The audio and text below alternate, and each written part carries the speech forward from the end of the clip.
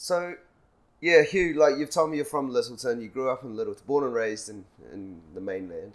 So tell us a bit about like how you grew up and some of your formative early years. Maybe a bit about your family life, just to sort of set the scene. What was it like, Hugh?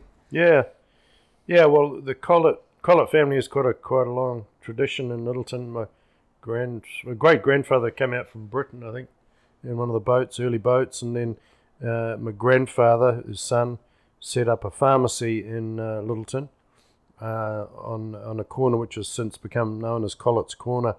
So my grandfather was a pharmacist. My father followed him and was a pharmacist, and my brother's a pharmacist. So, so pharmacies in the family, and I was born there in Littleton, which was a port, of course, and so it had quite a lot of maritime influences. Yeah. A lot of the kids I went to school with, fathers were either at sea or they were wharfies and working on the wharves, working on the harbour board, and it's quite a mixed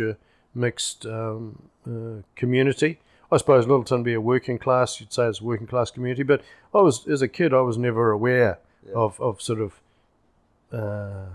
strata in society. I was just Littleton main school, public school, went along there, had a reasonably good education, then headed off to Christchurch Boys High, which is where my grandfather and my father had been before, and so I headed off there. So Littleton in those days, though, because that Christchurch, the tunnel to Littleton came about in the 70s or the 80s or something like that. Yeah. And so the Littleton you grew up in was quite separated from Christchurch, right? It's like a small town, sort of what was the feel? Was Littleton sort of its own little place, or were you definitely part of Christchurch? We had you had the rail tunnel, which was always there. So when you wanted to go to town, which was Christchurch, you jumped on the train. You jumped on the train and went through and did your shopping there. And in the same way, I went to high school every day, back and forth on the train. And then the tunnel opened. But if you wanted to go to town the other way, you'd go around the Hill Road and around down through Sumner and around Redcliffs through that way, and that was 25-minute ride. And when I was a kid, just remember visiting my grandmother and grandfather and family in Christchurch, and picked up late at night or whatever, and just drive that road. That was just normal, up over the hill around Sumner Road, and that's the road we lived on, and my dad would do that, and so that was normal. Yeah. But it was interesting. My dad was when the road tunnel was built, they drilled from both sides, right? And so they were getting near the middle where the thing. So my dad is the mayor of Littleton. He was the mayor of Littleton for quite a long time. Yeah. And the mayor of Christchurch, Mr. Manning, George Manning, they met and they decided to go through the Littleton side. So my dad could literally say he was the first person through the tunnel because he walked through the roughly. It would have been a momentous occasion of that time. Yeah. Is there old newspaper clippings and that? A picture of him doing that meeting, shaking hands with George Manning in the middle of the How where old the were two you sets. at that time, Hugh? Probably would have been about 10 or something. Right. 11. And now, was your mum's family like that's your Collett side, the pharmacy and everything like that, and your dad being the mayor? What about your mum's family? Were they also in Littleton, or no? She was from Christchurch. Christchurch, and what's her family name? Hodges. Yeah. Okay. So and they came out. 2 or 3 generations. We all us Pākehā New Zealanders generate. You can.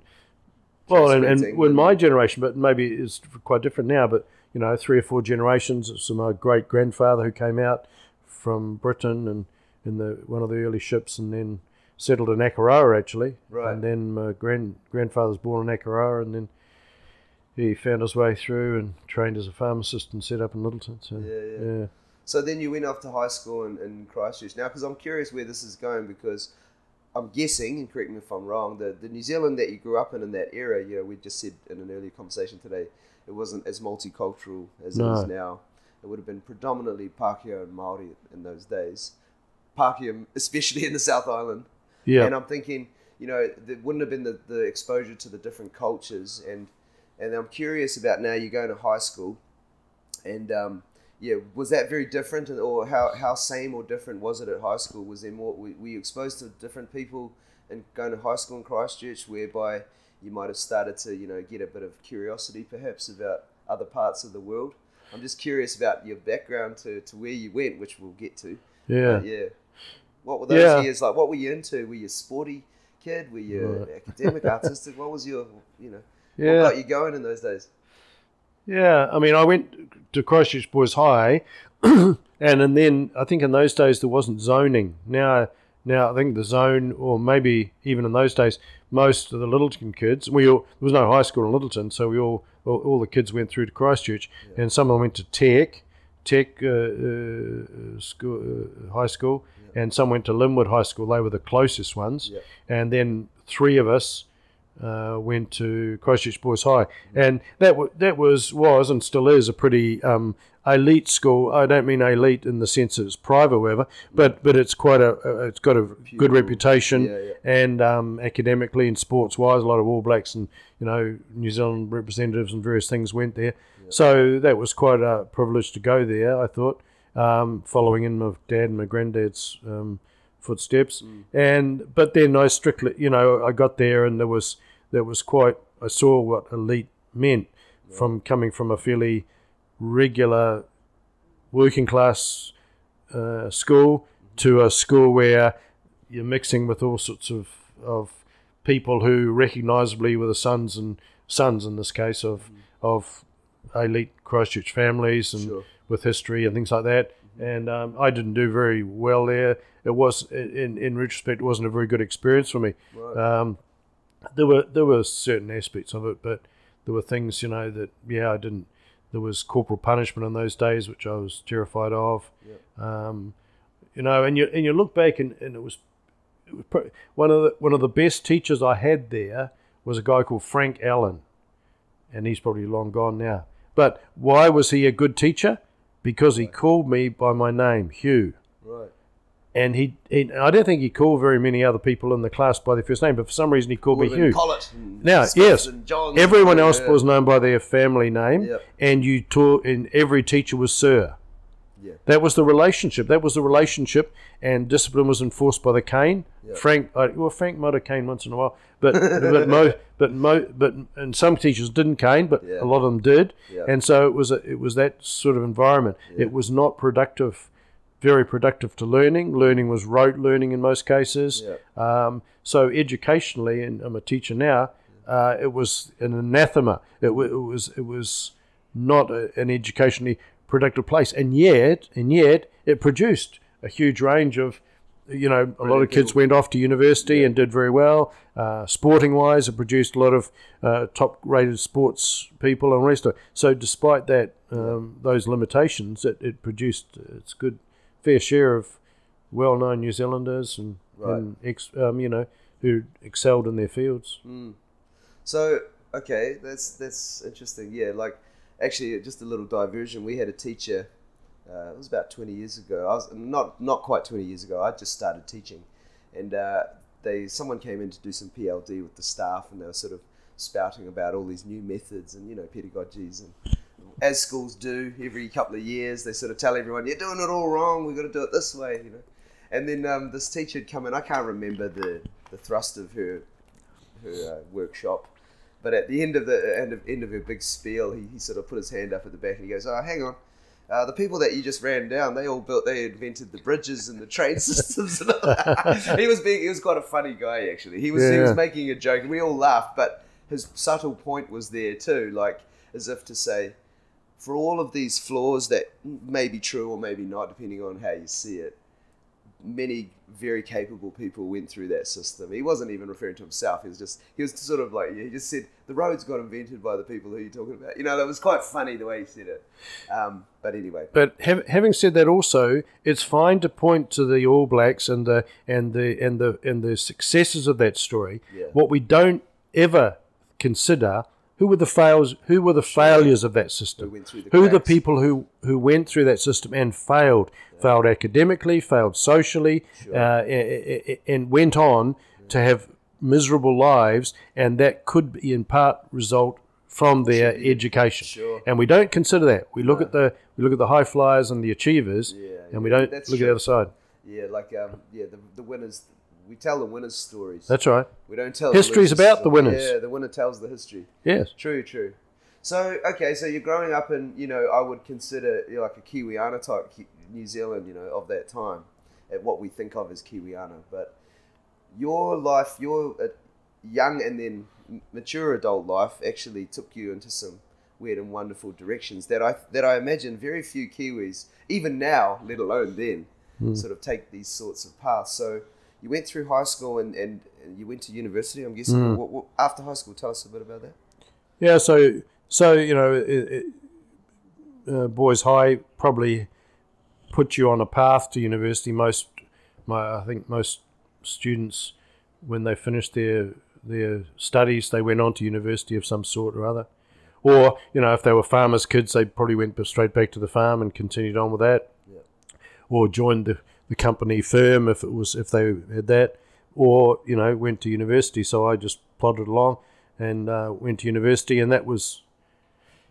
I'd like geography. I always did like geography. Look, always interested in the world and global affairs and news and reading about this, that, and everything. And so geography was a subject I did at high school and liked it. So went on to university and did geography there, and then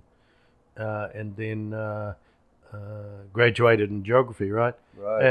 And that was sort of the path that some people did, and the courses were structured like that. What you did in your first year at university, but you did stage 1, stage 2, and stage 3, and you're done, which is a different pattern to, say, American universities and whatever. And can I ask, you said geography, because this now takes a sort of a route to something quite I'm curious about. So what brought you to that sort of major or that subject? Were you always fascinated in it, or did you like it in high school and you went, I want to learn more about the world? Because I never studied geography actually, but I loved social studies, and then I took history when I was in sixth form. Yeah. And my whole school week and day and week and year actually revolved around that. I just loved it so much. Yeah. And I'm just curious, when did you get an interest in?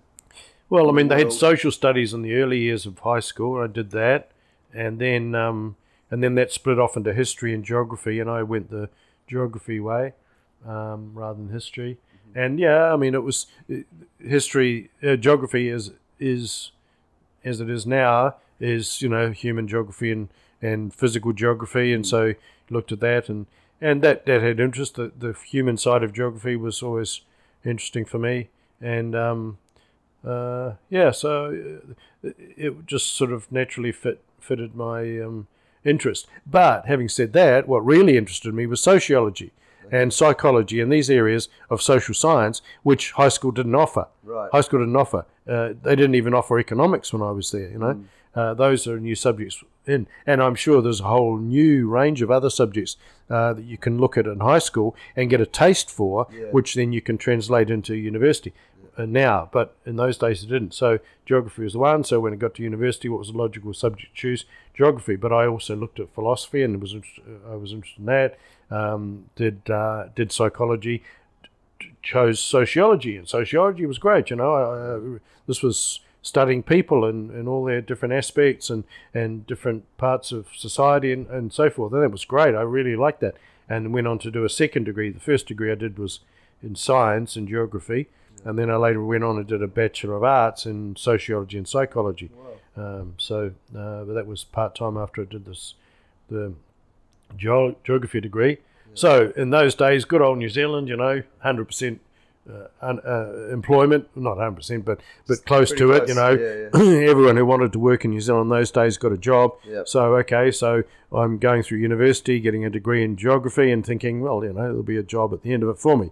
Well, hang on, mate. There's not hundreds of jobs out there that need geographers, right? Right. So I applied for jobs, in various ways, pseudo-geographical and whatever.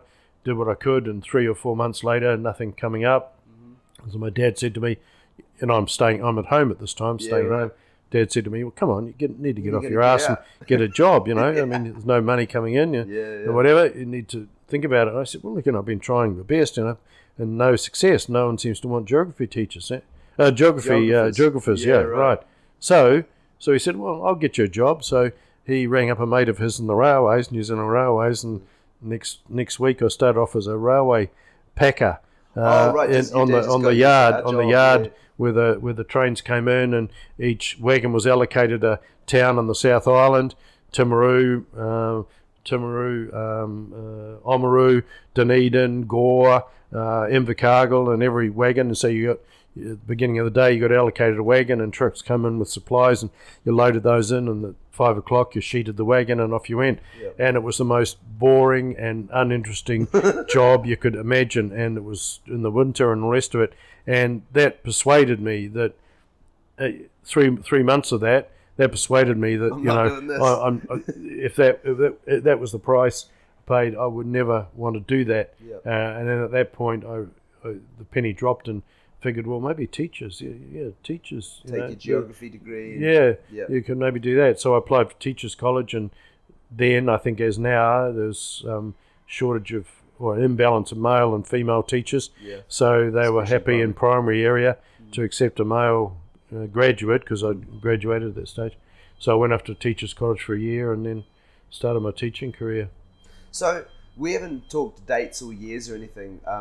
What year did you finish university? When did you graduate university? Because just to put it in perspective.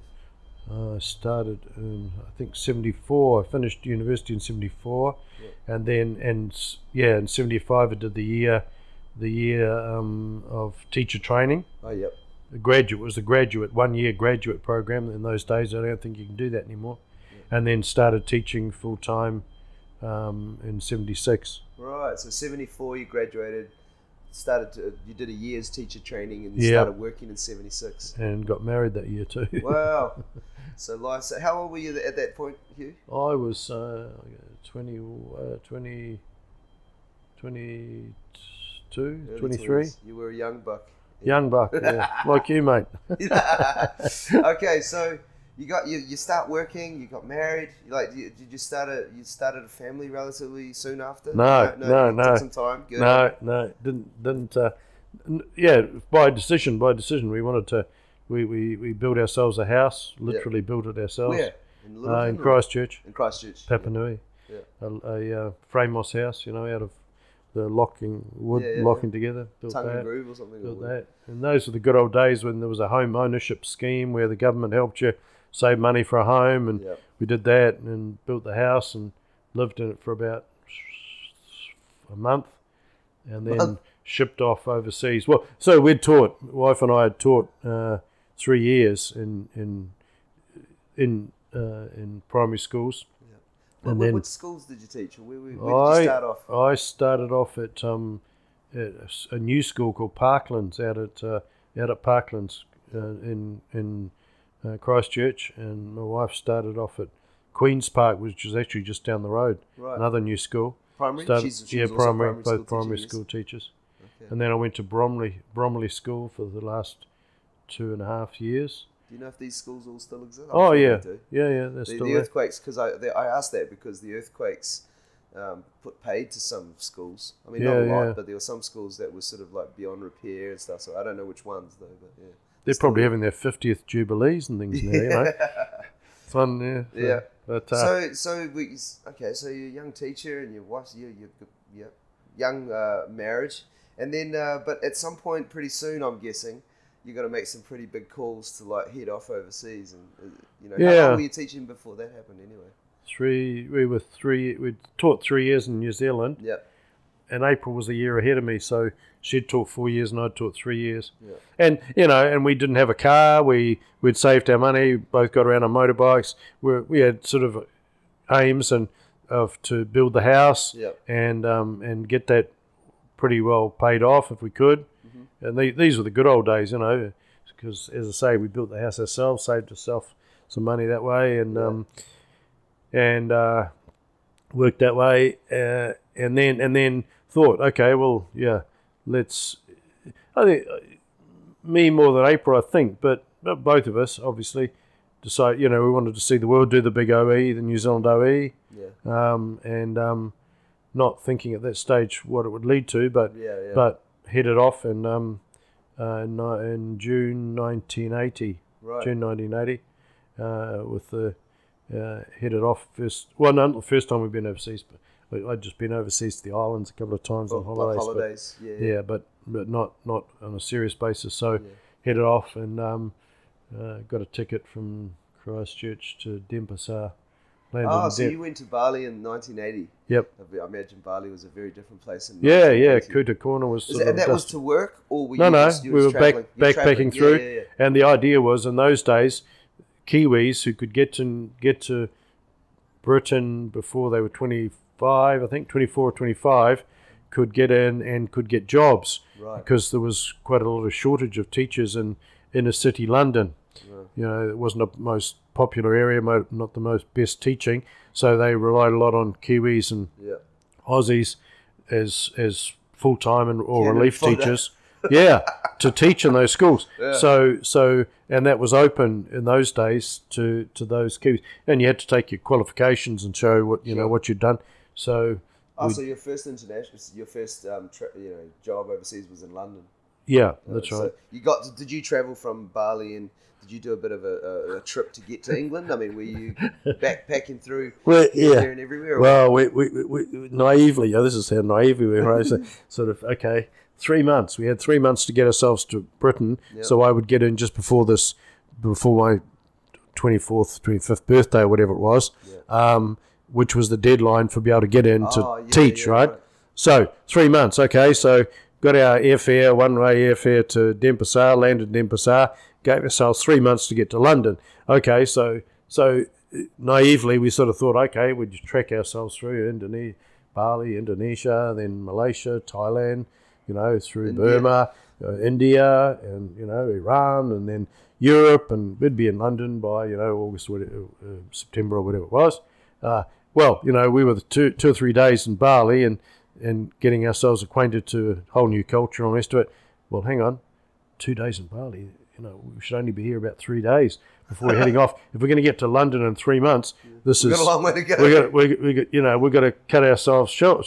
So we quickly made up our minds and thought, bugger it. We'll spend 6 weeks in Indonesia, getting through Indonesia, 6 months in Malaysia, and then we found that Penang was a good place to buy cheap flights out to London. So we bought the cheap Aeroflot flight from Penang on to London via Moscow, and that's what we did. So we never did get to see Thailand and Burma and all the other places, at least at that time of the thing, and then got through to London and checked in, registered with the education authority, and quickly got ourselves some jobs in the borough of Haringey in London for that time. And you didn't have those jobs lined up. You just dealt with it when you just registered in those days. You just registered as a New Zealand Australian teacher with your credentials, your experience, and they took your details, and then they got in touch with you when they needed you, which was pretty much straight away. Yeah, right. Like reliever agency type thing. Yeah, that's right. Okay. How long were you there? And actually, can we backtrack a little bit? I'm curious about Bali in 1980 and Indonesia, and just your travels at that time. You and I both have some, affiliation and affinity with Indonesia, obviously, and I'm curious about Indonesia at that time. I mean, that was in the, right in the middle of the Suharto era, and it was probably not too many foreigners in Indonesia at that time, I'm guessing, or not travelers anyway, maybe more, people working. But yeah, what was Indonesia like at the time when you first got there? Well, I mean, so we'd never been to Indonesia. We'd never been to a Muslim country, obviously. We'd never, the travel we'd had were on holidays where you stayed in hotels. So we were definitely backpacking. We had our Southeast Asian, Lonely Planet Southeast Asian Guide, which was one of their first books they ever put out. Right. So we religiously followed that, getting ourselves around Bali and meeting the people and picking up a few words of Indonesian. And then we headed off, took the ferry across to Java and zigzagged our way through Java, ended up in Jakarta at Jalan Jaksa, which was the backpackers hangout then took a Viscount turboprop plane from Jakarta up to Padang, and then wove our way up to Lake Toba, and then Medan, and then crossed on the ferry to Penang and so forth. So doing that, I mean, it was a culturally very much an eye-opening experience. Sure. In that poverty hit you for the first time, foreign language, strange religion, either Hindu in Bali or Islam in the rest of Indonesia. People, we didn't have any connections, we didn't have any friends whose place we stayed at, so we were finding our way around. Were the people quite welcoming? Do you have fond memories of the people in that time? Yeah. Traveling? Yeah, there was no one. You would have been a curiosity. Yeah, no one sort of did us in. We were ultra safe. Kept our money in the way we were supposed to, and didn't have any incidents really that way. And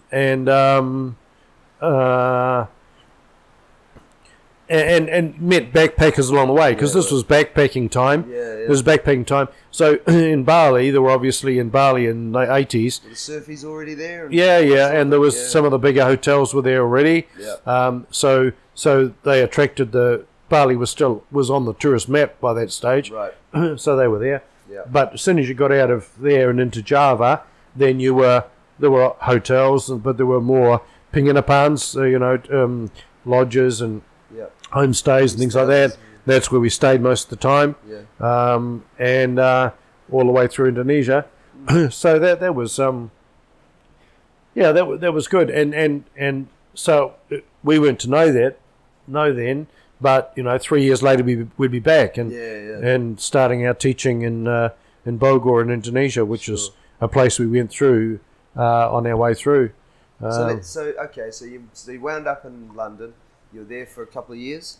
No. How long were you there? No, just for we were there. We taught for about 3 or 4 months, and then interviewed for a job in Saudi. That's right. And got the job, and then we had 2 or 3 months spare. So when we did a trip through Scandinavia on a Nord tourist pass, so we took off and went through Europe, and then through Denmark and Norway, Sweden, Finland. Met a friend of ours in Finland, took us up. Kiwi? No, Finnish lady. Oh, yeah. She'd been in New Zealand. We kept in touch with her. Yeah. She took us way up north to Rovaniemi on the Arctic Circle and spent time there, and then back again to London in time to get our plane out to Saudi. Yeah. So Saudi, I mean, I've never been to the Middle East, so I can't compare it with any first-hand experience, but I'm guessing Saudi in 1980 or 81 or early 80s was... even now its reputation at least is it's very conservative, and they've only in recent years, women are allowed to drive, and that's very recent. So 1980 might as well sort of figuratively be 100 years ago. Right. What was Saudi like? I mean, what was the impression? What was your first impressions, and what was the reality of living and working there? Well, I mean, Saudi, it's probably it probably has changed a lot since then, but Saudi then. Was awash with money. Saudis had it pretty good. They got loans to build houses, to buy cars. They paid no taxes. They could fill their tanks with petrol, and I filled my tank with petrol, which was cheaper than water, cheaper than bottled water. Bottled water was more expensive than petrol in those days. And all their healthcare was free and all the rest of it, and they sat in their big offices and whatever, and the Bangladeshis and the Pakistanis and the Indonesians and Filipinos the Filipinos came and cleaned their toilets and cleaned their houses and did all the menial jobs, built the roads, built the buildings and all the rest of it, and the Saudis did the management of some sort. But really, when you looked at their offices, it was the Palestinians and the Egyptians and the other Arabic well-trained people who were the accountants and the managers and various other things. And the Saudis often sat in their air-conditioned offices and didn't do actually much work at all. And all the while, the oil money was coming in huge chunks. And that's post, because 73 or 4, OPEC, when the oil prices, I mean, Yeah. 5, 6, 7 years before that, That's right. it really went through the roof, right? So the wealth, just like you said, it was awash with money all of a sudden. Yeah, that's right. So they would have been right in that sort of euphoric, almost still honeymoonish Yeah, month. yeah, that's right. Okay. And the building boom was going on and whatever. But there was an absolute contrast in Saudi in a number of ways. There was a contrast within Saudi, and in a short incident will explain that. My first son was born in Saudi Arabia at one of the most modern hospitals you could think of in the world, because Saudi money built an enormous hospital, King Faisal Hospital, and they had Filipino nurses around in the maternity ward where he was born, and all the heart monitors and all the electronic gadgetry you could imagine. Ultra clean, just one of the most modern hospitals in the world. If you'd walked in, you would have thought, well, I'm in New York or London or wherever. Right. And so David was born there, fine, no problems. And he was laid out with lots of other babies in the nursery there. And there was a little baby next to him, I think, tiny baby. And so we said to one of the nurses, oh, it's a tiny little baby. And she said, yeah, this is a little Saudi baby. Oh, yeah, very small. Yes, he was one of twins. Oh, where's the other one? Oh, twin died. So we were a bit shocked, Here was this major modern hospital, and a baby had died. Okay. What's happening? And she said, well, the mother was a Bedouin woman who came in, who was pregnant, in her pregnancy, had not seen a doctor, culturally, not done, or even socially, access and whatever, not done, came in, no medical record of the pregnancy or whatever, came into the hospital, admitted by the husband, as I was almost told to come back tomorrow. Yeah. She came in, gave birth to a child, to the baby, which was small and was okay. Yeah. And then they finally detected another heartbeat, or detected another baby, but it was too late. The twin was delivered and didn't survive. Yeah. And that was solely because if they'd had a full medical record of the woman and she'd trusted or had been part of the medical system,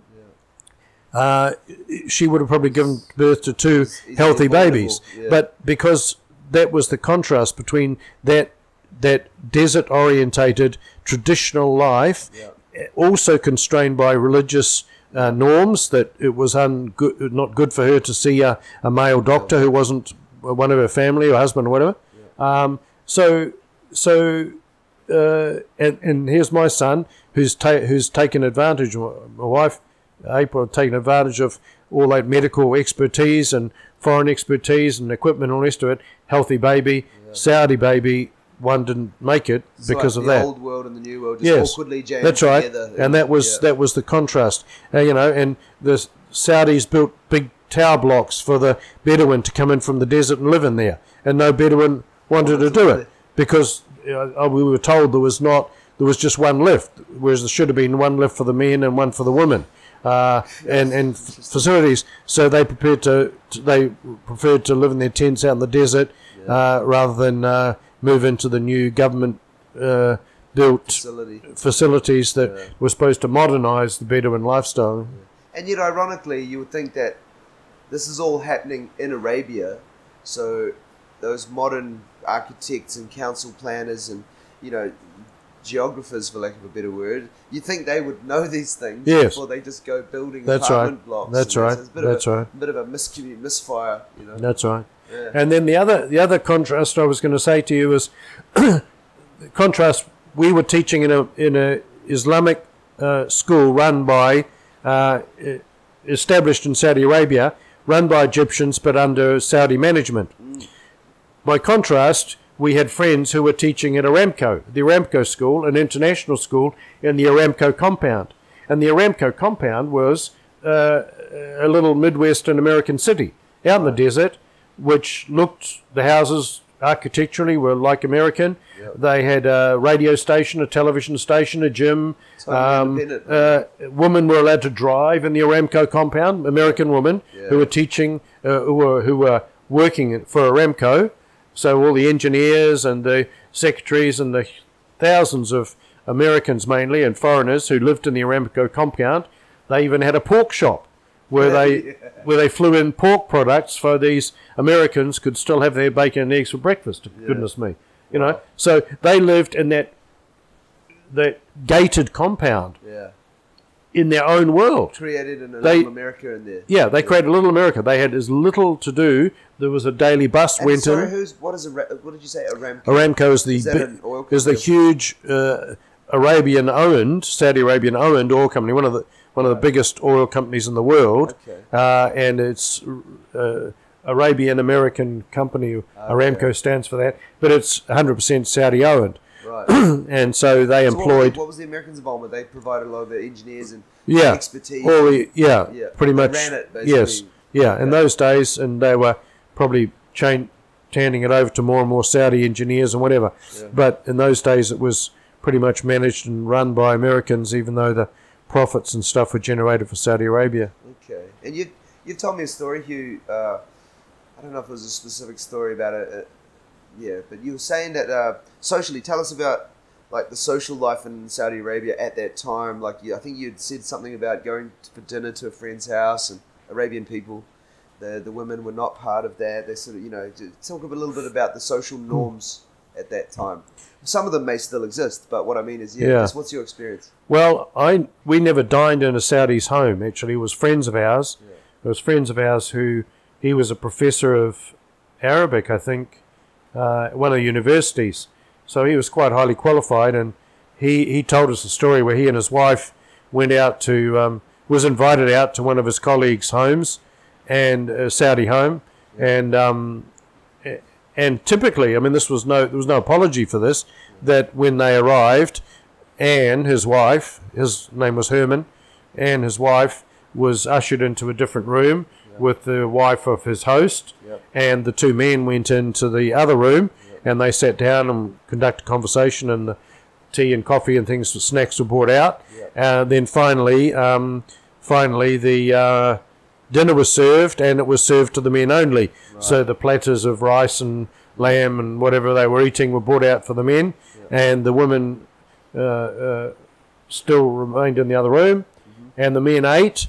And finished, and then the leftovers, as it were taken in, and Anne, the wife, and the others were eating that there. Now that was a story. Whether that actually happened, whether the meal was portioned out and it was half and half, but they were certainly segregated. I was going to say gender segregation, even in social private settings, was the norm, or probably the norm for many people. And educationally, there was great separation. I mean, in all aspects of Saudi life. Like, for instance, I went into a restaurant. If I went into a restaurant, I went in with my wife.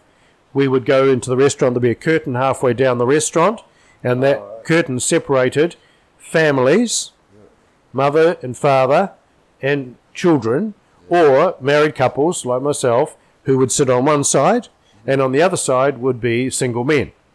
Right. Single men. Wow. No space for a single woman. No space single, unless you were a single woman and you ate with your family. In that case, you'd be on the other side of the curtain. A single woman probably ought not to be going out alone anyway, right? So there's this... and then we travel on the train from Dammam to Hafuf in the Eastern Province, and again we had to buy tickets, and husband and wife ticket, and we'd be separated in the area we sat on the train. And then when it came time to eat on in the dining car, that would also be partitioned off, so that April and I would sit in a partitioned area separate from single men who were travelling on the train. And the only opportunity for a single woman to travel would be if she travelled with her father or a male relative. She couldn't. There's no way she could travel with a boyfriend. You don't travel with a boyfriend. There's no opportunities in Saudi Arabia for men and women to mix like you would anywhere else. There's no hotels, no bars, no movie. There were no movie theaters in those days. Women didn't drive. And how was yours and April's response to all this? Being Kiwis from a Western country, relatively egalitarian and gender equal. I mean, relatively. How was all that? It was weird. Or one other thing, public transport, right? In the public buses. So the men would get on the front of the bus and pay the fare, and if they had a wife, the wife would get on the back of the bus, where there would be a partition in the back of the bus. And so when it came time for the stop, I would have to go to the back of the bus, rap on the partition, and say, the next stop, you're getting off, April. Right. So she'd get off the back, and I'd get off the front, and whatever. So that extended to trains. Also on the ferry we took from, when we went at the end of our first year, we took a ferry from Jeddah up to Egypt, and we were not allowed. We had to get a single cabin for husband and wife. Could not mix with any other cabins. And inconvenient and like I say, just straight up weird. Like used to adjust to. Yeah, I mean, when April went out shopping, she had to put on a jilbab. When she went to school, she had to put on had to be covered fully. Wow. I mean, even for foreigners. So these rules applied at that time, even for foreigners, because you weren't living in a bubble like the Aramco. No, we were living. Our Saudi landlord lived in the house downstairs from us, and we were on the top floor. And and as an Islamic school, we had to follow not ourselves, but we had to the boys in my school and the girls in April's school had to say their prayers at a certain time and had to do their Arabic lessons and follow the ordinances that way. In art, as an art teacher, I wasn't allowed to teach the boys any portraiture or be able to draw pictures of animals or anything like that. Yeah. It was only landscapes and abstract pictures and things. That was all part of the education. No maps of Israel in the geography lessons. Wow. No Stars of David in the math lessons. No pictures of pigs. So history as a subject would have been massively censored, I imagine. Yeah, and no geography, social studies. I mean, no pigs, no pictures of pigs, or reference to pigs at all. Wow. So that's where I had to get my monthly magazine vetted every time before it was printed. So it was quite strict. But having said that, we'd been through Indonesia, we'd been through Malaysia. You got to London, which in its own way was a cultural shock. Yep. Huge big city and getting around and so forth. And I think Kiwis are generally pretty adaptable. So you get to Saudi, and yes, there are shocks and there are norms, and you won't be drinking alcohol here, and and on paper at least you won't be able to go to church and various other things that you'd been used to doing. And for us, it wasn't a big deal. Yeah, I mean, roll with the punches, right? You just adapt. Right. Yeah. Whereas obviously for the Americans, they thought it was in their employees' interest to continue having their pork supply and continue having the ability to brew alcohol. That's right. Yeah. And the ladies to drive cars and all that. Yeah. So there was no real sense of living the way adapting to the new environment. And yet for us. 2 years, son was born there. Yeah, I was going to say that's a momentous occasion to have your first child in a foreign country. Yeah, did that, and then moved to Indonesia, and this was Islamic heaven. Not Islamic heaven, but I mean Islamic freedom. This was Islam with none of the restrictions. Yeah, well, some restrictions, but society. Yeah, Islam, that's right. Majority in a secular society. And where you could go to church freely and you could exercise rights that you didn't ever have in Saudi Arabia. Yeah. So let's talk about that. Like, so you did how long in Saudi? 1 year, 2 years? 2 years. 2 years. So you did a 2-year stint at that school. Yeah. And then what led you to go to Indonesia from there? Was it a job opportunity, or you really loved Indonesia while you're there? You and your wife thought, hey, let's go back, or? No, well, I mean, you're a bit stranded. You're a bit stranded in job-wise in Saudi Arabia because they took your passport. They took a passport from us, so you can't leave. Well, we went on holidays. They give it back to you for a short holiday. Went up to Jordan for a week, and in the end of the first year, end of our first year went back to New Zealand and whatever. But that was okay. But then in Saudi looking for another job. So we thought after 2 years, David was being born now. So we thought, well, what are we going to do? let's look for something else. 2 years was enough at that stage. So then you had to rely on the Times educational supplement. You used to get these foreign papers coming in, and that was a once a week thing, which had all the job advertisers. This is pre-internet. We didn't have internet connections and things like that, so it wasn't easy to register with job sites. That wasn't available. So the Times educational supplement. So we used to scour through that every so often when we knew we'd do this. And there came up this little job in Bogor Expatriate School. There was a job advertised there for one teacher, teaching grade 1. That wasn't my forte. So we said to April. April said, "Well, I'll apply for it." And I said, "Well, okay, I'll follow you, and I'll find something. And baby needs to be looked after, and I'll." And in those days, that they even then they allowed for that sort of thing where couples, the teacher could bring their spouse. In those days, yeah. So April applied for it, and then had telephone conversations and whatever, and finally she was accepted. So we had a job in Bogor, a little city, not a little city in Indonesia. I've been to the big gardens there. Kebun Raya. The Dutch, old Dutch colonial buildings, and big old trees. And that's right. I only went there for a day trip, so I don't know Bogor very well. Yeah, that's a great place. It was a nice place. And it's a nice little escape from Jakarta, right? It's not too far. I think it took us about an hour or something. From South Tangerang. I was in Tangerang, and that was on the south 30 minutes or so, yeah, it was maybe 45 minutes tops. Yeah. So, okay, so you headed to Bogor, and this is like, what, 82, 83? 82, 83, yeah. Yeah, right. Okay. 83. David was born in 1980, yeah. Mm-hmm. So you get to Bogor, and your wife begins work in the international expat. They call it. Sounds very old-fashioned now. Yeah. Bogor Expatriate School. That's sounds right. very old-fashioned. Yeah. And did the name imply what it was? I mean, it was just expats, kids there. Or, it was the same. There were some foreign men who had Indonesian wives, and their kids could go. Yeah. But the rule that applied to Jis was the same. So there were no Indonesian kids there. Right. Only kids. Blasteran Indonesian kids. Yeah. No Indonesian families. That's right. Yeah. Oh, okay.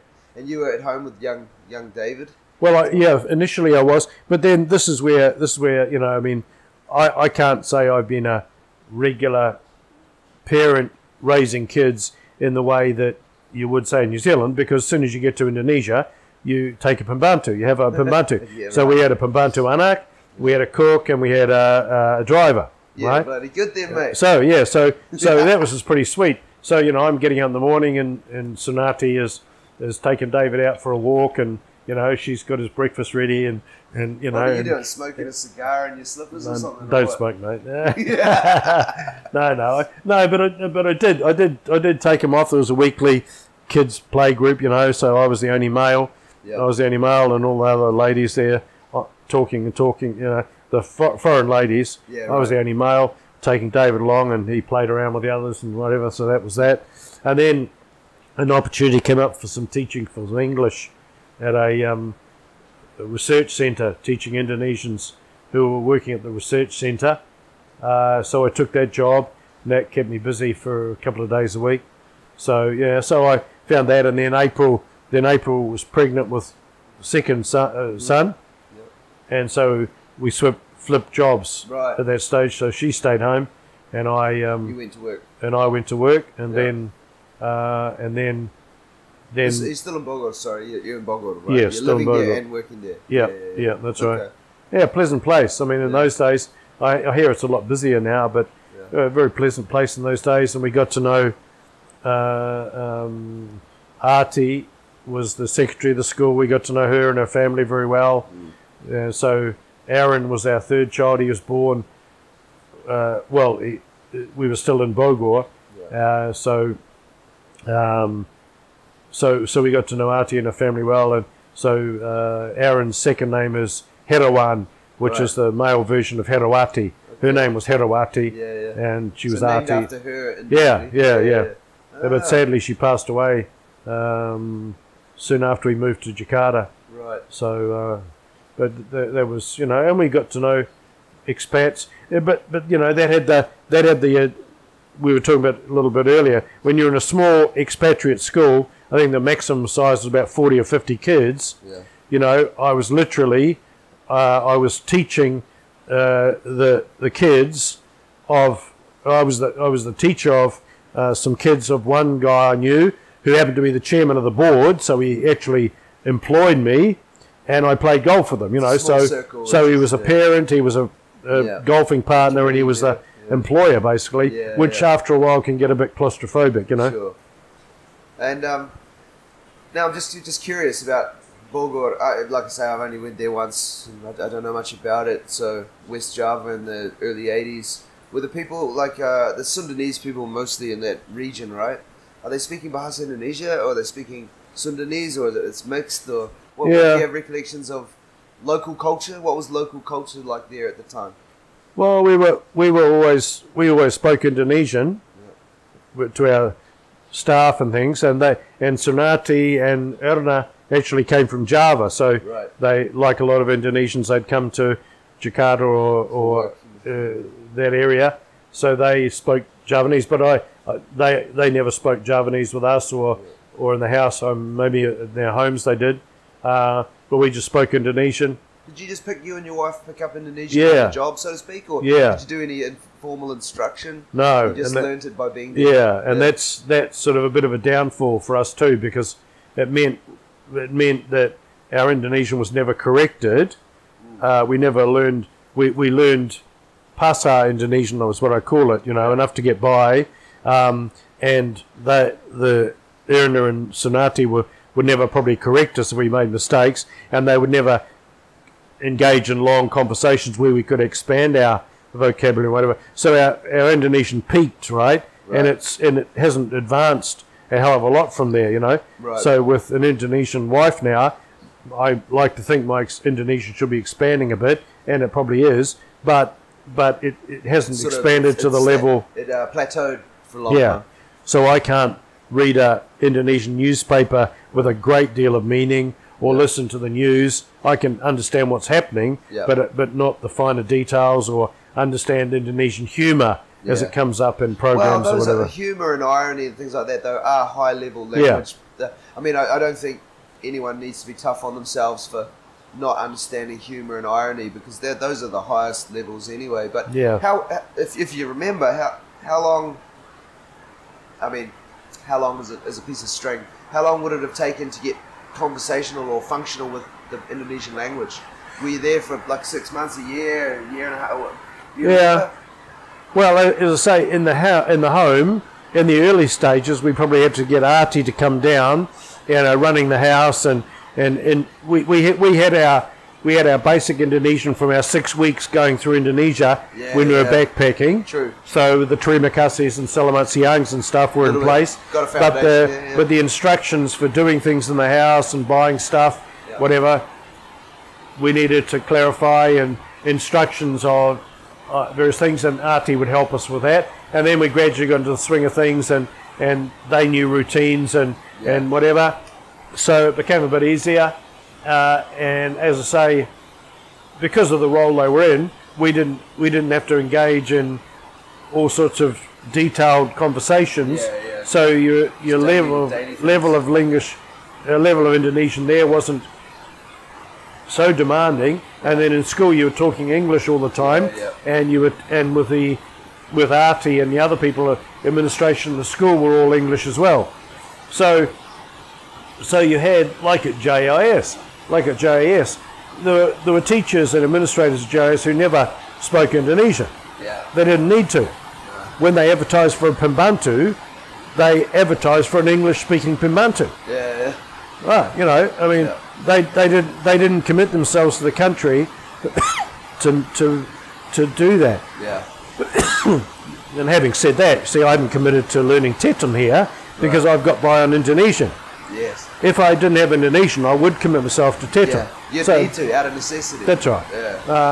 So then you went from Bogor to Jakarta, and you got a job at JIS pretty early in the piece, or is that what brought you to Jakarta from Bogor? That you already when we finished in, we were 7 years at Bogor, 2 boys born there. 7 years, that's a good start. 7 years, 2 extra sons then, so there were 3 of us, and we had to consider ourselves lucky that John Magana, who was the headmaster of JIS at that time, who I knew, he took us on an overseas hire status, which was... What does that mean? Overseas hire means it's as if you've been recruited from overseas. Ah, right. So he could have said to us, you're in country, Yeah. I'm taking you on as a local hire, Yeah. and as a local hire, just like at DIS here, Yeah. they don't get a housing allowance, or they don't get... Here.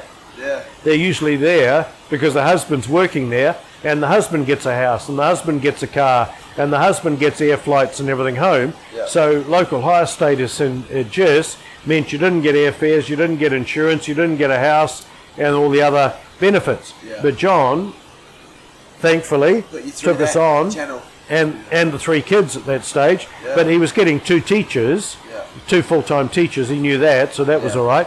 So yeah, so we he took us on, and situation. yeah, So 2 of your boys were born in Indonesia. yeah. 2, your second and your youngest. Wow. And then that started a pretty long stint in Jakarta, right? You were there for what, 20 years or? 20, went there in 1990, I left in 2014, so that's 24 years. Best part of 25 years, wow. And you would have seen a lot of people come and go through That's those right. years. Were That's you living, right. which part of, I don't know, I only know some parts of Jakarta, I don't know, it's a big city. Where were you based? Where were you living? Which part of Jakarta were you in? Well, one of the first houses we got allocated was in Lebak Bulus. Okay. Lebak Bulus, South East, Jakarta. South, northwest? I don't South know. Jakarta. South, okay. South Jakarta. And that was fine. A nice big house, big yard and all the rest to it. Yeah. A mosque that was pretty bothersome was quite close to us, but you know, that was par for the Got course. used to it, adapt. Yeah. Yeah, and then after 2 or 3 years there, we moved out to Country Woods, which was a big housing complex out at Ciputat, further south. Oh, yeah. So that was great. There was a big complex of houses. The school's in South? I mean, the school, JIS is the in school is in South Jakarta. in Cilandak, yeah. Right. Cilandak. Yeah. So, but originally we were at the Patimura campus. Okay. That was more in central Jakarta, just at the top of Sudirman there. Uh-huh.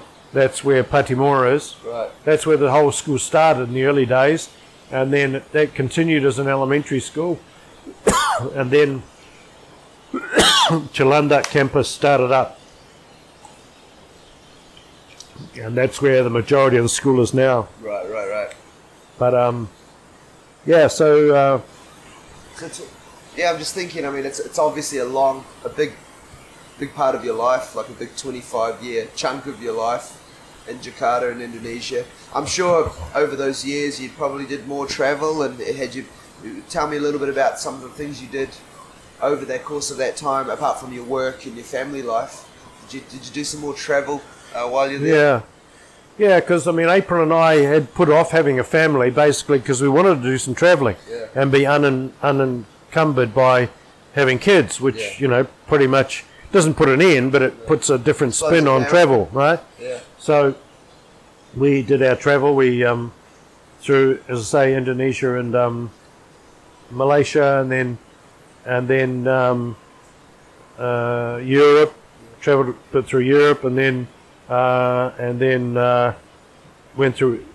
End of our first year, went through Egypt, and then across the Mediterranean, did some Greek islands, and then flew back to New Zealand. Yeah. Because, you know, the Saudi school gave us an airfare back to New Zealand, which wasn't cheap, you know. Yeah, right. Back and forth each year. So did that, and then Scandinavia, and then when we went to Jakarta International School, we were determined, and the kids came along. We thought, well, travel is still something we want to do. Yeah. So we did some travel. My parents came and joined us 1 year because we got an airfare Jakarta to New Zealand and back, and we got the money. Okay. They got the money for it. So we converted that and could fly ourselves to Europe and back and still have money in our pocket, basically. Right. So we met up with my parents in Europe and went through Europe with my parents in Italy and Germany and Austria and Netherlands and London and things like that. Yeah. Did that with my parents. And then teamed up with some other teachers. Went 1 year, went up to China and did travelled around China. Went up to Thailand and Malaysia, flew down to Australia, Cairns and Perth and over the places. This is with the kids as a family. Yeah, this is all with the family, and then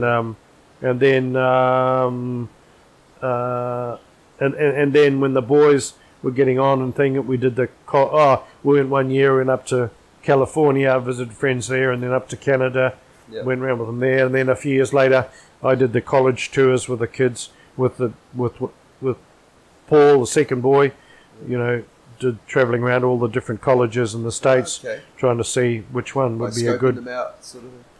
Yeah, did that twice. Once with Paul, once with Aaron. So did your boys go to university in America? Yeah. Yeah, all three of them? No. Right. David, the oldest boy, went to Sydney Uni. Okay. And now you mentioned just before, and it sort of caught my ear because I was realising through all of this, I haven't even heard you say that until you said it. We went back to New Zealand, and I suddenly realised, of course, you've been away from New Zealand all this time. And obviously you've been back to New Zealand for holidays and to visit family. That's right. I left that part out, yeah. And what's the longest you've spent back in New Zealand since 1980? I would Well, because we used to go back Christmas at Bogle Expatriate School because the year was the Southern Hemisphere year. They had a big break at Christmas. Yeah. A bigger break. Yeah. They had 4 weeks at Christmas, I think.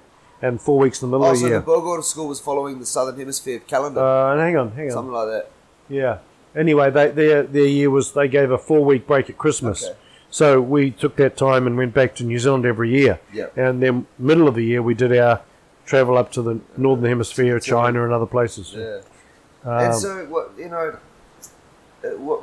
after these big stints, what was it like going back to New Zealand? I mean, I think for 3-4 weeks at a time, it's probably mostly visiting friends and family, but were you seeing anything different in New Zealand, or was your perspective, changing over time? I mean, going back to your country of origin for these little visits and then going away for long periods of time. I mean, did your perspective, I don't even know what I'm asking here, I'm just sort of generalising. Did your perspective about New Zealand or being a Kiwi start to morph into something different? I mean, you know what I'm asking? Yeah, that's right. That's right. Especially seeing your home country just briefly. Yeah. So, you're never quite forgetting about it. So tell me a bit about that. Yeah. A word I've been focusing on just recently is the word attachment. Mm-hmm. Attachment. How attached are we to various things? Yeah. Now, I've been listening to actually a guy called Krishnamurthy, and he's been talking about attachment. And this applies to human relationships. It probably applies to nationality. It applies to who you are. It questions your identity, who you're attached to. It could be your religious attachment, and whatever. And I suppose after leaving New Zealand, that strong attachment that Kiwis and other nationalities often have was sort of challenged, I suppose is the right word. Everywhere you go is challenged. You go to Indonesia, you go to Britain, you go to... Well, no, that's not the way we do it here. And you think to yourself, well, this is what we did in New Zealand. Well, no, this is not New Zealand. This is not New Zealand. Adapt, get used to it. Sometimes you don't have to adapt. You still, if you want to, eat some of the same foods or follow routines that you always followed, or you don't have to sacrifice your religion or some other things, your beliefs. Sometimes you do. But sometimes it's uncomfortable if you don't. So that attachment, I think, over all the time I've been out of the country, that attachment to various things has been loosened, and it still is. It still is. And so you go. When I went back to New Zealand, and the plane comes across the Tasman, and you get the first jumps and jives as you get over the west coast, and the thermal start pumping the plane around. You look down, see the west coast, and you see the Southern Alps. How'd you feel? Well, there's a lump in my throat, and I think, hey, this has got some familiarity with me. And then you skim across the Canterbury Plains, and you come into Christchurch International Airport, and your parents are waiting there for you, and your brother and sister and whatever. And of course, it's a homecoming. But in those first few years, It definitely was a homecoming. And you got the real sense. Your parents didn't... my parents never actually said, well, when are you coming home?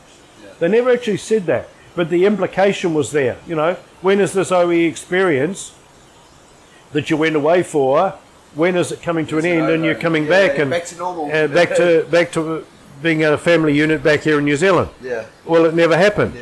And as the years went by, they came to accept that, and they were never angry, upset. They always looked forward to us, and now they're not here. Yeah. That's not an issue. But I go back to New Zealand, and it's a different place in the sense that it's a nice place. Kiwis are still very friendly. It's a beautiful place, and all the rest of it. There's still a whole lot of good things going on for New Zealand, but there's also a parochialism there. There's also a way of seeing things that is hard for me to accept now. Yeah. You know, even as something as simple as turning on the 7 o'clock news and hearing a raw Kiwi accent. Oh, is that how we sound? Oh, you know, and focusing on, you know, not to be silly, but focusing on the news at the end of the news. Oh, Mrs. Smithies was reunited with her cat today. Someone found it, you know. I mean, that's being silly, but we're talking about small, relatively small scale news. Yeah. We're not talking about wars on the border. We're not talking about, well, now we are talking about pandemics, but we're not talking about earth-shattering issues. Yeah. That might be the first 5 minutes of the news, and then next item is what's happening in New Zealand and blah, blah, blah. Okay, that's New Zealand. That's fine. We're a small country. We don't make a lot of waves, and we can be proud of certain things. So I'm curious. This is kind of a broad question, but has your life up at that time and up until now even, is it just unfolding as it is, or was there a point where you went, I'm probably not going back to New Zealand. This is my life. I choose this path, or did it just sort of go on and then didn't stop? I'm curious because your parents said, at what point is this sort of over and you come home? Yeah. And like you said, it hasn't happened yet, and I'm just curious, was it a conscious decision at some point, or did it just go this way? Yeah, I suppose there were a number of things that sort of fed into it. On a mercenary basis, I couldn't have been matching what we were getting at GIS. Finally, GIS was all the way along, we were getting well paid in Saudi. Yeah. Tax-free salary and free airfares and health and all the rest of it. That was great. Yeah. Never get that in New Zealand. Yeah. So that, when I went home and told my Kiwi friends, they were, wow, amazed, you know, that was a pretty good. And you might say that was compensatory money. Because that was a hard living allowance, they might sort of, but they paid that to anyone who went there. Yeah. So that was the going rate, and that was good. We saved some money and was able to pay off our house and various other things. See, so that was good, and then moved on to Bogor, and that was good quality time. And you see, all the way along, you're thinking to yourself, what's our lifestyle? And I'm raising young kids in Bogor and in Jakarta, because we had Pembantus and cooks and things in Jakarta as well. Yeah. And you're thinking, this is a pretty good lifestyle. I'm getting a tax-free salary. I'm getting flights home every year. I'm getting a free house. I'm getting cared for in my home and great food and all the rest of it. And I went back to New Zealand and, you know, would have laundry to do and dishes to do and maintenance around the house to do, and it'd be cold, and the kids' education would be anywhere near the standard of what they're getting now, and it's free where we were getting it. So there was a purely advantageous to live that life. It was partly economic and partly lifestyle and partly our kids' education. Sure. I look to myself and I look at my kids' education in two lines. Their academics have meant that they got into some of the best universities in the States and Australia, and they would not be where they are today if they hadn't had the experience. Now, that's not berating New Zealand universities in any way. All it's meaning is the connections they made from their time in the States have got them to where they are today. Who you know And those, as well. yes, and those connections they wouldn't have, in all likelihood, would not have been able to made in New Zealand. Yeah. Would they be successful in New Zealand? Of course. Would they be doing good things? Yes, of course. Yeah. But not probably as well as they've done at the moment. Networking and everything. Yeah. That's one. That's the academic side. The other side is who they are. Yeah. And they are third culture kids, and they are completely colourblind, and they are completely accepting.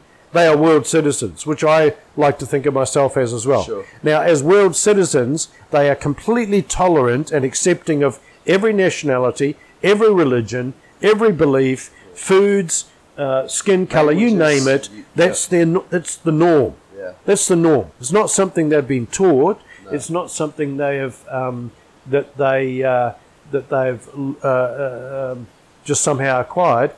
That's their norm. They've been in classrooms ever since they were in school where that was the norm, where they had different languages, different religions, different things, and they happened in university as well. So they are, and that is the great thing about an international experience. Yeah. They've also visited many countries. They've seen for themselves what different religious practices and different cultural practices are. Yeah. They've accepted that, you know.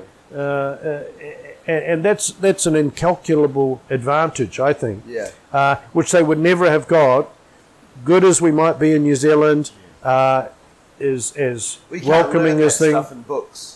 It's an experiential that's part of your life. And that's part of their... So we've bequeathed, as it were... Well, it's been learning for us. It's been learning for me. I've done it as well. So I now must see myself legitimately as a citizen of the world. Yeah. Do I have a New Zealand passport? Yes, of course. Do I feel links to New Zealand? Yes, of course. But I'm equally at home in Timor. Yeah. In fact, I would say, people say to me, "Where is home?" I would say, "Well, it's where I've got where I feel at home. Where I've got a few things that are personal to me, paintings, books, personal knickknacks, and where I just feel I can come home and feel comfortable." Yeah. And for me at the moment, that's in Timor. Yeah, right. Which we've come to. Yeah. Far out.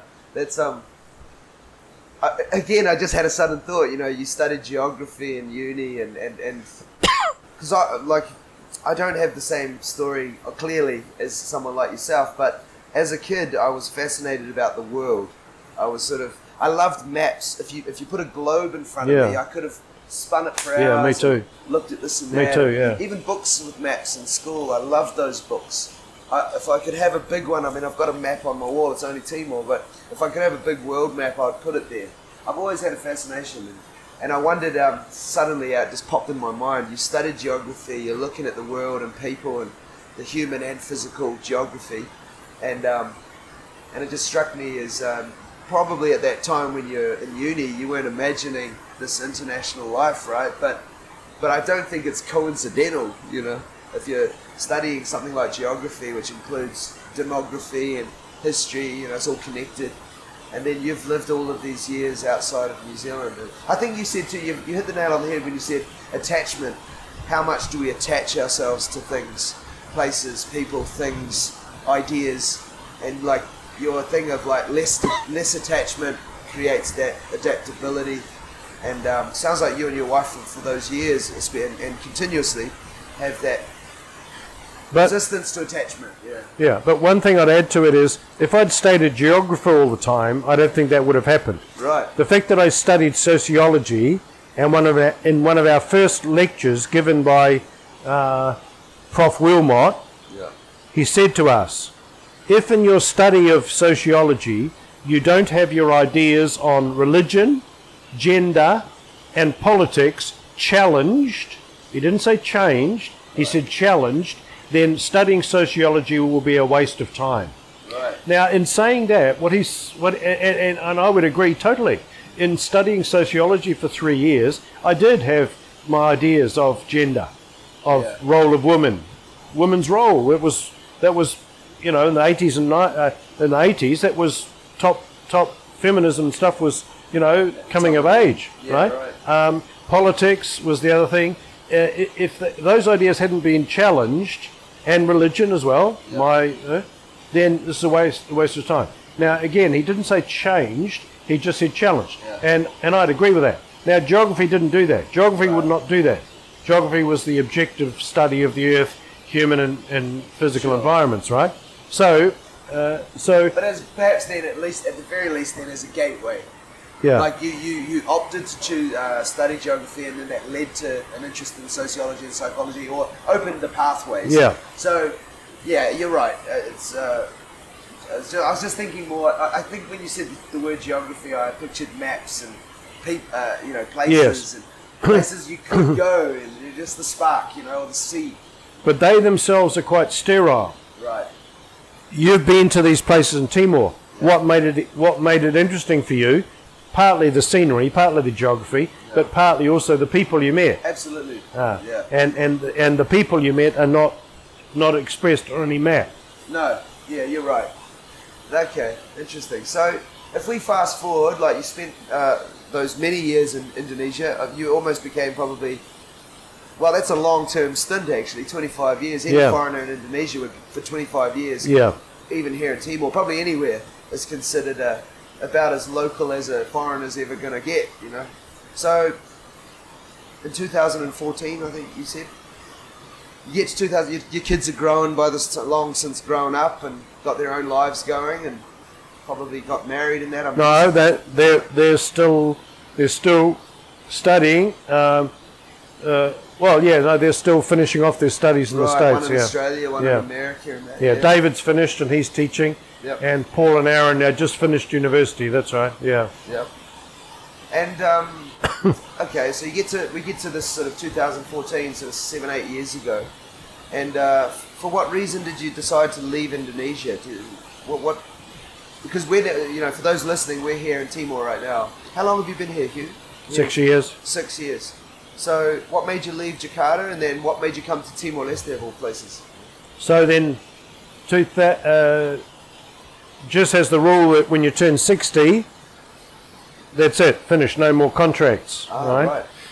So I turned 60 in 2013 or whatever. Yep. So 2014, I'm deciding what am I going to do. Yep. And for better or for worse, not many schools want 60-year-old teachers. Right. Not many international schools. Yeah.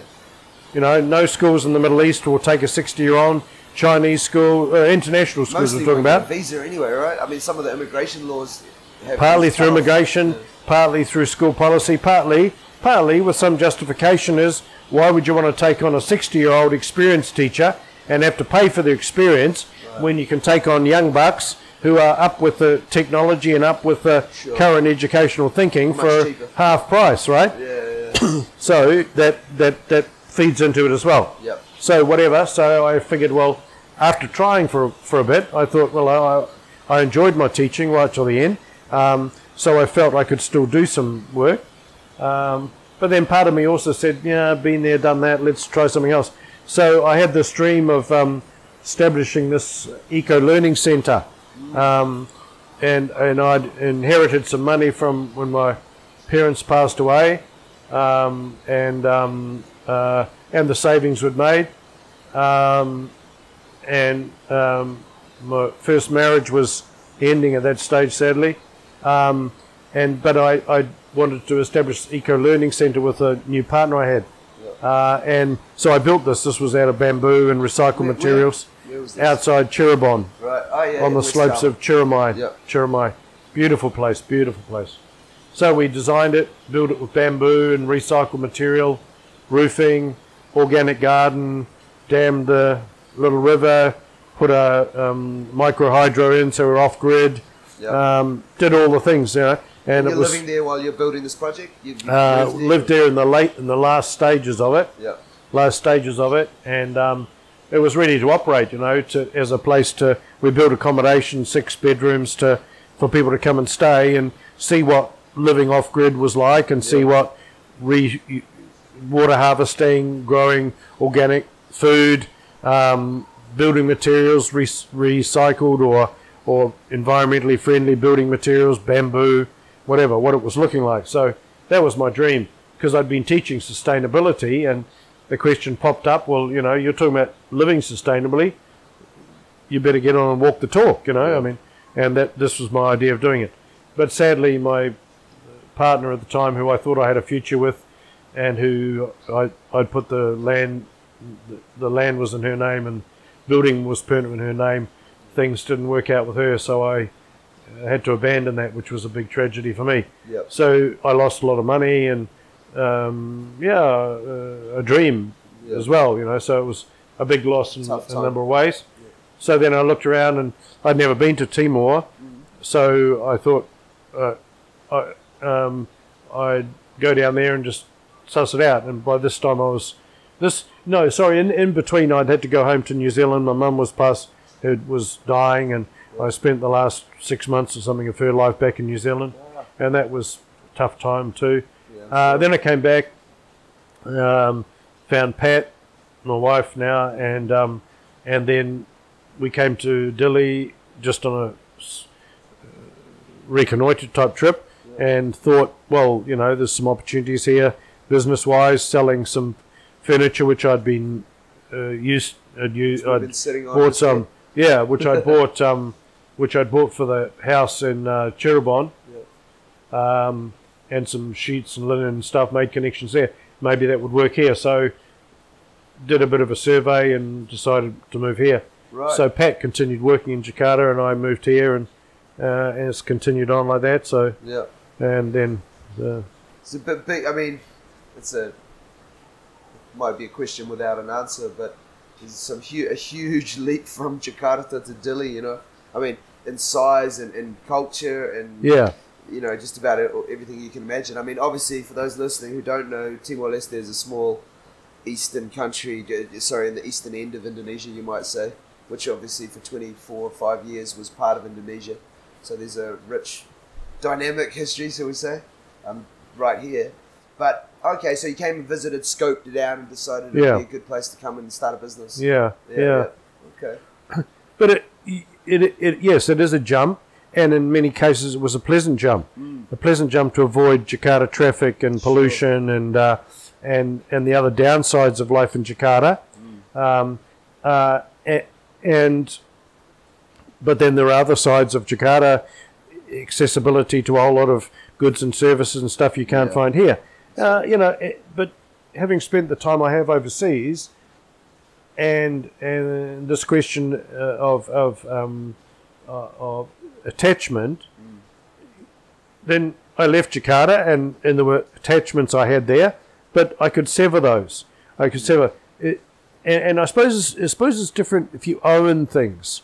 If I'd owned a house in Jakarta, and I didn't, I did, and I actually didn't own the place in Chiribon. I felt like I did, but even that was an illusion. See, so that was a severing of that link. That was a close attachment. But other things I didn't own. So I moved here, and this becomes home. And how do you turn it into a home? By surrounding yourself with things that you're familiar with, by making new friends, by keeping connections that you have had in other places that support you, family, friends, and other places, and adapting and having an open mind to say, I'm in a different environment. Things are not going to be the same here as they were before, and I've been doing that for 30 years. You know, and after doing it for 30 years, it's part of the course. Culture shock is not so shocking. It's not, and in fact, you can almost see it as more exciting. Hey, here's a new environment. What's this got going for it? Wow, the wine's cheaper here. In my case, or you know, I can do this here that I didn't do in Jakarta. Wow, the traveling's so much easier. It's a small town, but no, I really appreciate that. I really admire the ability for anyone, especially as we get older, and you know, especially coming from a relatively conservative place like New Zealand, where and much of the world. I mean, you've just talked about a big stint in Indonesia, and here we are in Timor, but Ajeng and I often talk about, you know, the typical conservative Indonesian views on what we should be doing at certain points in our lives, and by this age you ought to have achieved that, and those are not uncommon around the world. But I keep that lack of attachment kind of like rings in my ear as a really positive thing, to be able to adapt, explore, have new experiences, and just continue to get the best out of life as it unfolds. You know, like I'm inspired by that. I mean, I'm in my mid-40s, so and approaching 50, you know, pretty soon, it's sort of like, well, yeah, there's lots of stereotypes that what I could have, should have, would have been doing by this stage. But in fact, you know, I'm really enjoying the exploration and just, you know, getting less and less. Well, I don't know if I was ever materialistic per se anyway. It's not in my nature, but just really just putting that aside and just not caring about that part of life. You know, if I have a roof over my head and a meal in my stomach and, you know, friends and good experiences around me, it's like, man, what more should I ask for? You know, like, you know, and I don't want to be tied down to all of those things. But anyway, I'm digressing. But yeah, attachment, to add on to that, attachment goes further. You can see it as physical attachment. You see it as personal attachment. But you also see it as, and I've seen in my life, religious attachment. Sure. You know, I was one of the one-way Jesus people at university, right? One-way Jesus, you know, and I was never quite comfortable sitting down and saying, you know, what religion are you, and do you know Jesus? And I was never quite comfortable with that. Yeah. But I was certainly a lot more fundamental in my Christianity than I am now. Sure. And so you might say that religious attachment, the dogma, the theology, and other things that go with any religion, for that matter, has been moderated a huge amount, and it still is, by my experiences in Indonesia, Saudi Arabia, Bali is a Hindu place, Buddhist practices in Thailand and other places.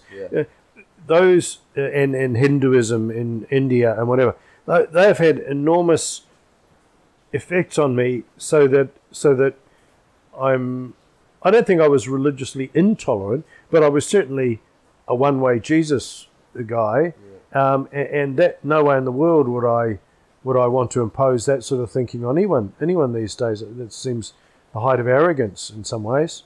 I'm not saying the people who are Christians and very strong in their belief are misguided or whatever, but I would say they're very attached. Sure. They're very attached, and they pay the price. Not pay the price, but with attachment goes a certain expectations and whatever, and you have to live with that. You have to live with that. Limitations, and you're always one step away from intolerant behavior or judgment. You know, but you're right. It's not just attachment to material things, but attachment to ideas. I actually reposted a poster I saw online the other day. I think you might have seen it and liked it, but it was something to the effect of a true learner constantly evolves their ideas. As soon as you get, you know, I'm paraphrasing greatly, but it was like, if you ever get locked in your ideas and you stop evolving, then be aware of that and don't be tempted into that trap. You know, a true inquirer keeps going, you know. And I think that's a good thing. At the same time, like you say, I appreciate anybody's views. I also, maybe I'm trying to find some sort of balance and, like, you know, have some beliefs, but have them open-ended enough that you can keep developing or adding to them. You know, things are not as confrontational, at least in my perspective, as people like to make out they are. You know, Christians, Muslims, Jews, Hindus, atheists, like we're sort of pitted off against each other in the public consciousness. Like, oh yeah, we're all against each other. It's like, are we? I'm not actually against anyone. And if you believe in something and it helps your life and you're genuine, good for you. You know, I'm genuinely happy for that person, even if they have a completely different set of beliefs to mine. But we actually have more in common than not, which is, you know, we believe in something. You know, like, and I quite like that, at least on that surface level. But so, summarize, Hugh, like what it's like. You know, Timor's been good to you. Timor's an enjoyable experience. You know, that's your most recent current life that you're living. It's been ups and downs, and sadly, just recently, it's been sort of more downs than ups, I suppose. You know, when I first got here, it was like a lot of places you move to. Everything's new, fresh, new things to learn, new people to meet. You know, and all those experiences. New business set up with the ups and downs of that, and the business was ticking over quite okay in the first couple of years and whatever. And then the economic situation went downhill down here, and then COVID, and so a combination of factors. You know, the lease running out of my shop, having to close that, looking for alternative work, which I've got at the moment, and that's okay.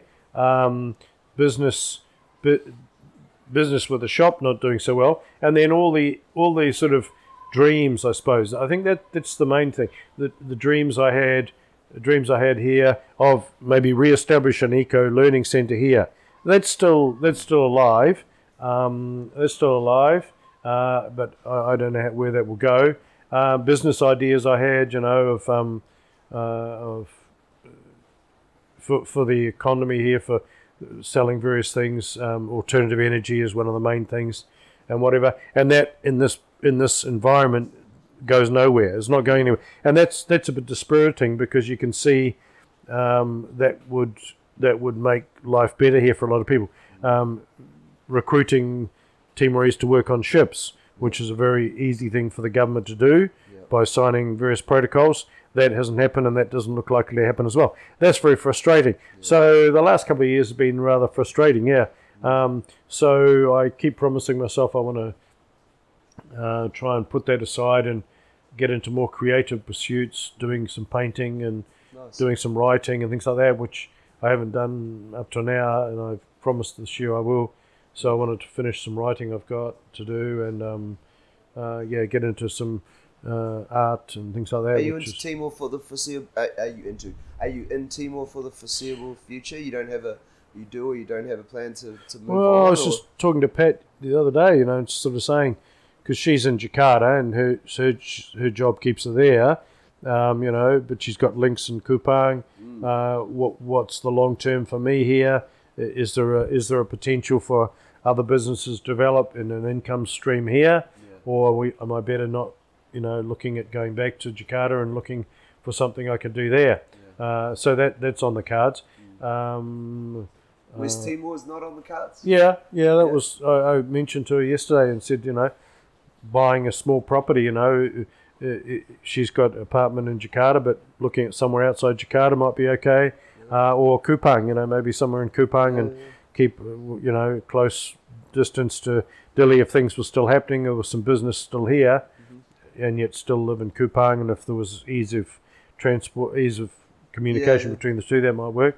So it's a little bit in flux, and in my earlier days I thought, wow, retirement's going to be, saved enough money and sitting back and writing and travelling and doing the things I want to do. And I can't say that's happened, and it's frustrating, but it's also sad. I also think, hey, I made some bad decisions in my life, bad decisions in my relationships, and that's cost me a lot. And if I'd had my time over again, I would never have trusted people the way I have, and I would have never have done some of the things I did in my personal behaviour, which have resulted in bad outcomes. Sure. But I realise I can't wish that the clock would be turned back. Sure. That's not possible. I live for today and I move on, and I've got a place to stay, and I've got good friends, and I've got security and whatever. And a lot of people haven't got that, so I've got to be thankful for what I've got. Nice. So Hugh, let's wrap this up. I'm curious to bring it full circle in a weird way. Like you're a guy that was born and raised in Littleton, Canterbury, and in all those years ago. If there's a young man or woman or kid even growing up in that same environment today, and you want to give them some sort of, what would you advise them? What would you say? A young kid growing up in Littleton now, his whole life, her life is ahead of them. Do you have any? What's your words of wisdom, Hugh? What would you say to them? Coming from your community. Okay, well, I'd encourage them to dream. I'd encourage them to dream. Now, in saying that, their dream might be a normal New Zealand dream. Well, not a normal New Zealand dream. Their dream might be a conventional New Zealand dream that they follow through. They get qualified in what they want to do. They become what they want to do. They marry, as most Kiwis do. They aspire to or buy a house and live and have kids and live happily ever after. Sure. Now, if that's their dream, good luck. I've got nothing against that. Okay. But also, my dream was different. My dream was the overseas experience, and in doing the overseas experience, that opened up a world that I never would have imagined, right? And in doing so, one experience led to another one, and the dream of this and the dream of that, and the dream of visiting this country, and the dream of building an eco-village, and the dream of when I moved to Timor, the dream of alternative energy in Timor. One dream evolved and opened up other doors, and that's because I suppose I'm a dreamer by nature, right? And the dreams have sometimes cost me. The dreams have fallen flat. The dreams have not come to pass, and that's been regrettable. Some of the dreams have, and I'm thankful for that, and I keep moving ahead, and I still have dreams. Good. So I think the one thing I'd say is, whatever you do, dream. Don't accept the status quo. Don't accept the conventional wisdom that says this is the path you follow. No, dream of something bigger and better and brighter, and if that takes you to a lifestyle that you're happy in, however conventional it might be happy because your dream is fulfilled, because that was the aspiration you had. On the other hand, if you dreamed for higher things, go for it, and grab every opportunity in your path, and take risks. You know, when we left New Zealand, we had about $300 in the bank or whatever. Just enough. Well, no, it was in the London bank. That's right. We transferred to London, and we had enough to get ourselves to London, and $300 in the bank or whatever. You know, and we had our house in New Zealand. Right. That was about it. Okay, that was pretty risky sort of business. And so, landing ourselves a job in London, and then landing it in Saudi Arabia, and then Indonesia, gradually the assets and built up. But it was a bit of a risk. The overseas experience was a bit of a risk initially, because if we'd stayed in New Zealand, we could have worked our way up the channel and conventional chain, as you say. Become principals of schools or whatever else that might have led to. See, so dream and take risks, I suppose. I like it.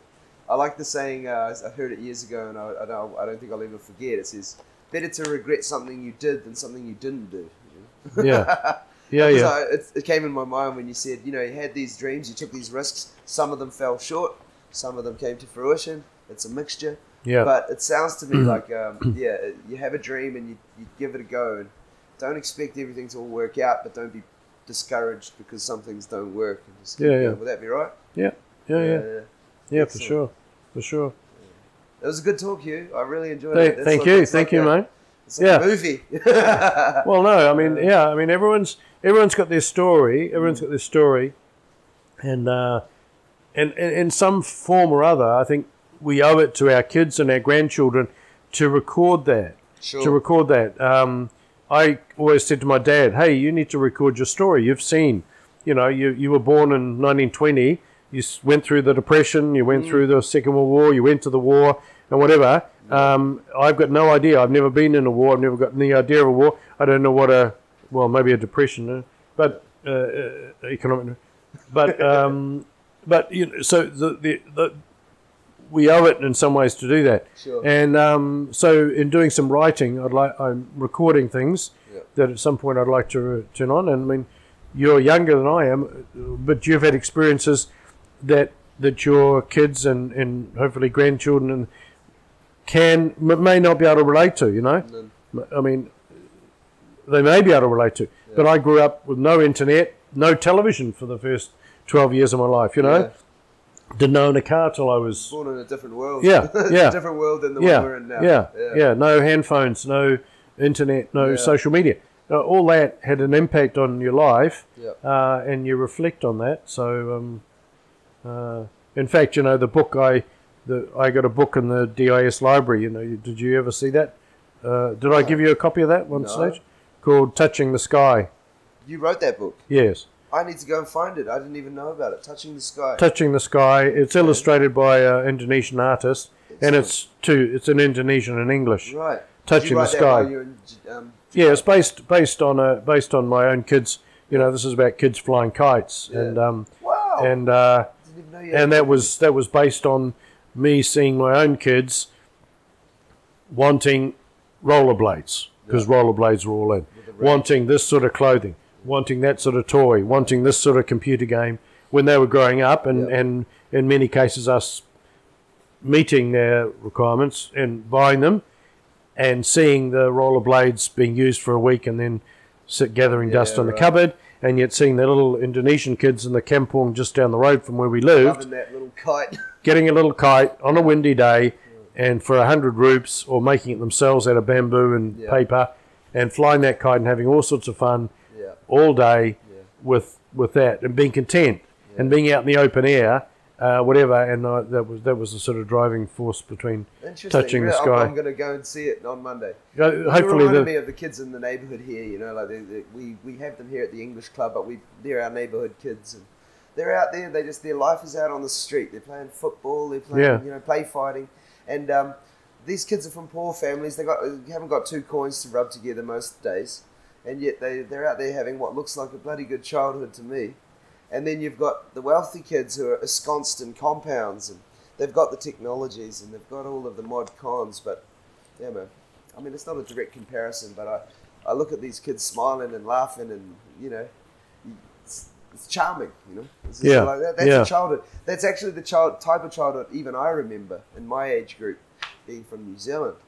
But the New Zealand urban society at least is completely different. But anyway, I'm going off on a whole nother tangent. Cheers, Hugh. Thanks, mate. That was an awesome conversation. Yeah, I really enjoyed that. You've got lots of other people you can talk to. Helen's going to have her story, and you know, got all sorts of others that I'm sure everyone's got their own story, you know, and we can learn from everyone. I like listeners. Good one. Cheers, Hugh. Yeah, thanks a lot.